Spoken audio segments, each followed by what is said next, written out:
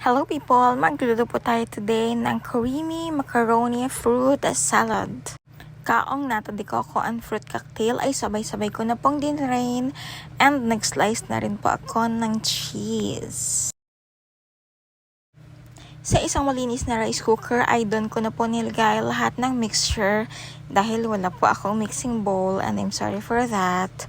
Nilagay ko na po first is yung all-purpose cream and then sinabay ko po yung Alaska condensada followed by Lady's Choice mayonnaise. Ito po talaga yung nagpapakreamy ng ating macaroni salad, yung Lady's Choice mayonnaise po.